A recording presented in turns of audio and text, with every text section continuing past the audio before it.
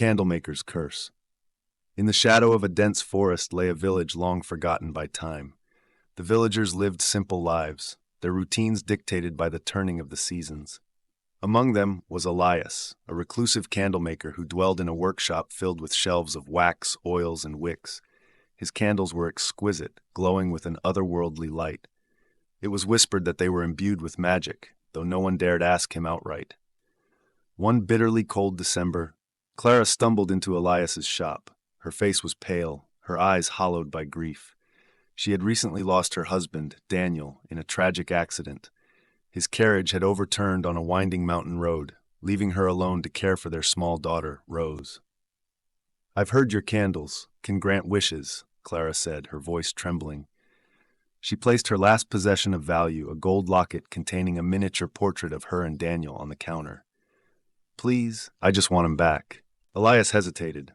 There was a sadness in his eyes, as though he understood the weight of her request. "Some wishes come at a cost," he said. "Are you certain this is what you want?" Clara nodded, desperation overwhelming caution. Elias took the locket and disappeared into his workshop. For hours, Clara waited, listening to the hiss of molten wax and the murmur of incantations. When he returned, he handed her a candle, its wax an eerie shade of gray, its wick braided with threads of silver. "Light this on New Year's Eve at the stroke of midnight," Elias instructed. "But remember, what is gone can never return unchanged." Clara spent the next few days in anxious anticipation. On New Year's Eve, after putting Rose to bed, she placed the candle in the center of her living room and lit it. The flame flickered with an unnatural brightness, casting shifting shadows on the walls. As the clock struck midnight, a chill swept through the room, extinguishing the candle. When Clara opened her eyes, Daniel was standing before her. He looked exactly as she remembered, tall and strong, with a warm smile that melted her heart. Tears streamed down her face as she embraced him, her grief momentarily forgotten. For the first few days, life felt perfect. Rose, too young to fully understand the miracle, was overjoyed to have her father back. Daniel seemed quieter than before, but Clara attributed it to the trauma of his death. She convinced herself that their family had been blessed, a new chance at happiness granted by the magic of the candle. But soon, strange things began to happen. At first, it was subtle. Daniel would stare out the window for hours, unmoving, his expression unreadable. He rarely spoke unless directly addressed, and when he did, his voice had an odd echo, as if coming from somewhere far away. One night, Clara awoke to find Daniel sitting at the foot of their bed, whispering to himself in a language she didn't recognize. The room was freezing, and when she reached out to touch him, his skin was ice cold. The unease grew. Objects in the house began to move on their own, a chair sliding across the floor, a door creaking open despite no wind. Shadows flickered in the corners of Clara's vision, and Rose began complaining of nightmares. "Daddy scares me," Rose said one morning, her small voice trembling. "He's not the same." Clara tried to dismiss it as a child's imagination, but deep down, she knew something was wrong. Daniel's presence, once comforting, now felt oppressive. His smile, which had once brought her joy, seemed forced, his eyes hollow and devoid of warmth. Desperate for answers, Clara returned to Elias's shop. The candlemaker's face darkened when she recounted what had happened. "What you brought back is not your husband," Elias said gravely. "It is a shadow, a spirit bound to this world by the candle. Such entities feed on the emotions of the living, growing stronger with each passing day. The more you cling to it, the more dangerous it becomes." Clara's heart sank. "Is there a way to undo it?" Elias hesitated, then nodded. "There is one way. You must extinguish the flame that binds it. Another candle, made from the same wax, burned under the light of the full moon. But be warned, the spirit will resist. It does not wish to leave." Clara returned home with the second candle Elias had prepared. The full moon loomed just days away, and during that time, Daniel's behavior grew more erratic. He began speaking in riddles, his voice twisting into an unnatural growl. He would disappear for hours, only to reappear with no explanation. The house itself seemed to darken, as though the spirit's presence was draining the life from it. On the night of the full moon, Clara lit the second candle. As its flame flickered to life, Daniel appeared in the doorway, his face contorted with rage. "You would send me away?" he roared, his voice echoing like a thunderclap. The shadows in the room coalesced around him, forming grotesque shapes that writhed and twisted. Clara stood her ground, tears streaming down her face. "You're not Daniel," she said. "You're not the man I loved." The spirit lunged at her, but as the flame of the second candle grew brighter, it began to falter. Its form flickered, its features distorting into something monstrous. The air filled with an ear-piercing scream as the spirit was pulled toward the candle, its shadowy form consumed by the light. When the flame finally went out, the house fell silent. Clara collapsed to the floor, her heart heavy with both relief and sorrow. In the days that followed, Clara and Rose began to rebuild their lives. The house, once filled with oppressive darkness, now felt warm and alive. Clara returned to Elias's shop to thank him, but when she arrived, she found the building abandoned, its windows boarded up. The villagers said Elias had vanished years ago, leaving behind only rumors of his enchanted candles. Clara couldn't explain it, but she chose not to dwell on the mystery. She had learned to cherish the present, to find strength in the love she still had for her daughter. As the new year unfolded, Clara lit an ordinary candle in her home each night. Its soft, natural glow reminded her of the light within herself, a light that could guide her through even the darkest of times.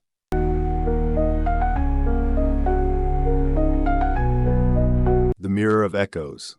Lila was a dreamer, trapped in a world of reality. A struggling artist living in a cramped city apartment, she painted for hours each day, pouring her emotions onto the canvas. Despite her talent, her work rarely sold. Friends, once supportive, had drifted away, and her phone remained silent even as the new year approached. On Christmas Eve, a delivery arrived, a tall, thin package wrapped in faded brown paper. There was no note, no return address. When Lila tore away the wrapping, she found an antique mirror with a gilded, floral frame. The glass was slightly tarnished, as though time itself had left its fingerprints on its surface.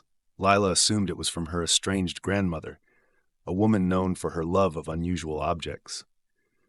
Though the gift was unexpected, she placed the mirror against the wall of her studio. Its surface seemed to shimmer faintly in the dim light, and Lila couldn't help but admire the way it caught the room's shadows. That night, as snow fell silently outside, she whispered to her reflection, "I just want to be loved." In the days that followed, Lila began to notice peculiarities in the mirror. At first, it was subtle, a faint ripple in the glass, a shadow that didn't match her movements. But one evening, as she stared into the mirror, her reflection blinked, though she had not. Startled, Lila leaned closer. Her reflection leaned closer too, but its expression was different. Softer, warmer.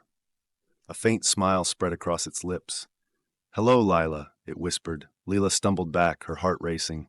The voice was quiet, almost melodic, and distinctly female. Though terrified, she couldn't look away. The reflection didn't move to match her anymore. It seemed to have a life of its own. "You're not me," Lila said, her voice trembling. "No," the reflection replied. "I'm Eloise, and I'm here to help." Lila wanted to scream, to throw a blanket over the mirror and banish whatever this was from her life. But Eloise's voice was soothing, her tone full of empathy. "You've been so lonely," Eloise said. "Let me be your friend." Eloise became a constant presence in Lila's life. The mirror served as a portal to this mysterious companion, who offered advice, encouragement, and comfort. Lila found herself talking to Eloise for hours, sharing her fears, her dreams, and the heartbreak of her past. "You're an incredible artist," Eloise said one evening, her reflection glowing with admiration. "You just need to let go of your fear." Inspired by Eloise's words, Lila's art flourished. Her brushstrokes became bolder, her colors more vibrant. She painted with a ferocity she hadn't known before, her canvases filling with hauntingly beautiful images of women with luminous eyes and flowing hair, women who bore an uncanny resemblance to Eloise. Word spread about her work, and soon galleries began to take notice. By the end of January, Lila had her first exhibition booked. For the first time in years, she felt alive, as though she had found her purpose. But not everything was perfect. Eloise's presence, once comforting, began to feel suffocating. The mirror seemed to draw her in, its surface humming softly whenever she passed. And though Eloise always wore a kind smile, there were moments, brief but unsettling, when her expression flickered into something darker. Lila's success grew, but so did her unease. One night, after a particularly vivid dream, she awoke to find the mirror's surface covered in fine cracks. Panicking, she reached out to touch it, but the glass was smooth under her fingers. "You're imagining things," Eloise said, her voice unusually sharp. "You've been working too hard." But Leela couldn't shake the feeling that something was wrong. She began to notice changes in herself, moments where her thoughts didn't feel like her own, where she would find herself staring into the mirror for hours without realizing it. One evening, her best friend Nora visited the apartment. They hadn't spoken in months, but Nora had heard about Lila's newfound success and wanted to reconnect. As they chatted, Nora's eyes drifted to the mirror. "Where did you get that?" she asked, her tone uneasy. "It was a gift," Lila replied. "Why?" Nora frowned. "It's beautiful, but there's something off about it. It feels wrong." Eloise's voice hissed from the mirror, audible only to Lila. "Get rid of her. She doesn't understand you." Lila froze. "She's my friend," she whispered. "Is she? Or is she just here because you're successful now?" Eloise's reflection loomed larger, her features sharpening. "You don't need her. You have me." Nora noticed Lila's sudden change in demeanor and decided to leave. As soon as she was gone, Eloise's expression softened, her smile returning. "I'm only looking out for you," she said sweetly. "We don't need anyone else." Lila's dreams became nightmares. She saw herself trapped in the mirror, her hands pounding against the glass as Eloise stood outside, free and laughing. She woke each night, drenched in sweat, her heart pounding. Desperate for answers, she began researching antique mirrors and their potential connections to the supernatural. What she found chilled her to the bone. Legends spoke of echo spirits, entities that dwelled within reflective surfaces, feeding on the energy of those who gazed too long into their depths. Her heart sank as she realized Eloise wasn't a friend. She was a parasite. Determined to end Eloise's hold over her, Lila tried to destroy the mirror. She struck it with a hammer, but the glass remained unbroken, its surface rippling as though alive. Eloise's laughter echoed through the room, low and mocking. "You can't get rid of me," she said, her voice like a blade. "Not without a price." On the night of her exhibition, Lila made a decision. She placed the mirror in the center of her studio, surrounding it with the paintings Eloise had inspired. At the stroke of midnight, she lit a circle of candles around the mirror and began reciting a banishment incantation she had found in an old text. Eloise's reflection twisted into a monstrous form, her once beautiful face contorting into something grotesque. "You can't survive without me," she screamed. The room shook, the mirror's surface warping violently. But Lila didn't stop. She poured every ounce of her will into the incantation, her voice steady despite her fear. The glass began to crack, shards falling away to reveal darkness beneath. With a final, ear-splitting shriek, Eloise was pulled into the void. The mirror shattered completely, its fragments dissolving into ash. The room fell silent, and Leela collapsed to the floor, exhausted but free. In the weeks that followed, Lila's life returned to a fragile normalcy. Her exhibition was a success, but she no longer felt the same joy in her work. The paintings she had created under Eloise's influence were sold, but she refused to create anything new for months. One day, she visited an antique shop and found a small, unassuming mirror with a plain wooden frame. She hung it in her studio, its surface reflecting nothing more than the truth of the world around her. Lila began painting again, this time from her heart. Her work lacked the haunting brilliance of her earlier pieces, but it was honest, and it was hers. The mirror of echoes was gone, but the scars it left remained. A reminder of the dangers of chasing love and validation in the wrong places.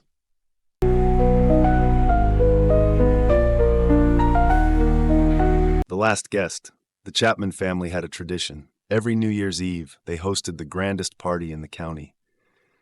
Their sprawling countryside estate, a Victorian marvel of wood and stone, was filled with the clink of champagne glasses, the hum of laughter, and the shimmer of golden decorations. This year was no different, or so it seemed. Helen Chapman, the family matriarch, fussed over every detail. The crystal chandeliers were polished to perfection, the tables laden with silverware gleaming under their light. Her husband, Gerald, mingled with guests, shaking hands and sharing stories with an easy charm.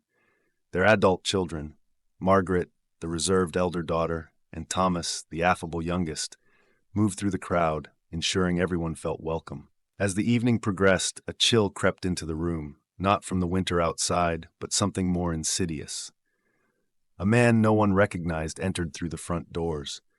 He was tall and thin, dressed in a weathered black coat that seemed out of place among the finery. His pale face was expressionless save for his piercing eyes, which seemed to look through people rather than at them. "Who is he?" Helen whispered to Gerald. "I thought he was one of Margaret's friends." Gerald replied, equally baffled. The man introduced himself to no one, yet he moved through the party with an air of familiarity. His name, as they would later learn, was Mr. Graves. Mr. Graves spoke softly, but with unnerving precision. He addressed guests by their full names, even those he had never met. He shared details about their lives, secrets that no one should have known. To a young couple, he murmured about a hidden affair. To an elderly woman, he recounted a youthful transgression she had long buried. At first, his words seemed harmless, almost playful. But as the hours passed, an uneasy silence began to settle over the guests. People whispered in corners, casting furtive glances at the enigmatic man. He moved through the room like a shadow, his presence impossible to ignore. When Helen confronted him, her voice firm but polite, he simply smiled. "I'm here because I was invited," he said. "By whom?" Helen demanded. Mr. Graves tilted his head slightly, his smile never faltering. "By those who need me."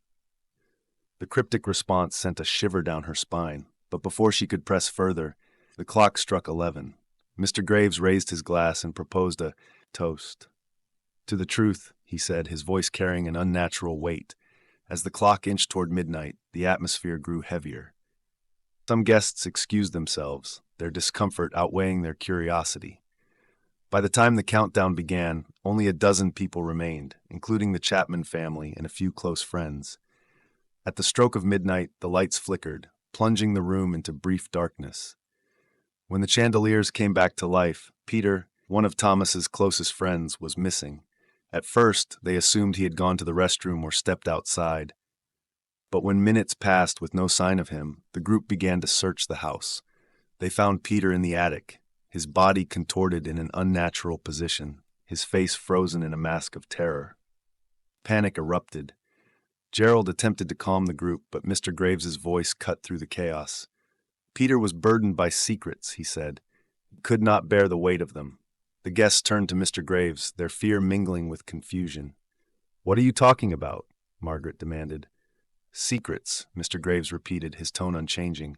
"They fester in the soul like rot in a tree. Tonight we reveal them, or we suffer their consequences." One by one, Mr. Graves turned his attention to the remaining guests, drawing out confessions with chilling precision. A woman admitted to stealing from her employer. A man revealed a betrayal that had cost his best friend dearly. Each confession seemed to sap the strength from the speaker, leaving them pale and trembling. When Mr. Graves turned to Thomas, the young man shook his head. "I have nothing to confess," he said defiantly. Mr. Graves smiled thinly. "Don't you?" Thomas's face darkened as he glanced at his father.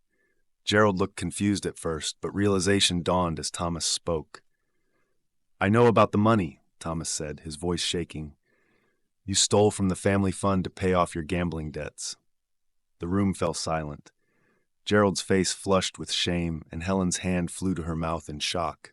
Before anyone could respond, the house began to creak, as though the walls themselves were groaning under the weight of the revelations.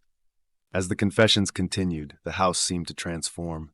The once grand ballroom grew colder, the air thick with an unnatural chill. Shadows lengthened and twisted, their shapes resembling figures that seemed to watch with malevolent interest. Helen stepped forward, her voice trembling but resolute. "Why are you doing this? What do you want?" Mr. Graves turned to her, his eyes gleaming. "I am but a witness," he said. "A mirror to your souls. The new year demands a cleansing, a purging of the old to make way for the new." "And Peter?" Helen asked, her voice breaking. "Why did he die?" "He chose silence," Mr. Graves replied. "Silence is the heaviest burden of all." Helen's mind raced. If they refused to confess, would they suffer the same fate as Peter? Was this some kind of punishment, or a test? As the house groaned and trembled around them, Helen stepped forward. "I have a secret," she said, her voice steady. "I never wanted this life. I resented my husband for bringing me here, for by dawn The house was silent. Mr. Graves stood in the center of the room, surveying the shattered group. Half the guests had fled into the night, while the others remained, hollow-eyed and trembling. The house, too, seemed to have changed. Its once grand facade was now weathered and crumbling, as though decades had passed in a single night. "Your burdens are lifted," Mr. Graves said.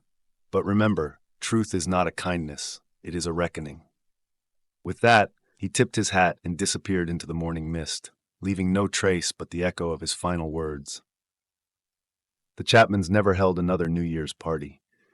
The house, now known as the Chapman Ruins, became a local legend. Visitors spoke of hearing whispers in the empty halls, of shadows that seemed to move on their own. As for the remaining family, they carried the scars of that night for the rest of their lives, a reminder of the cost of silence and the price of truth.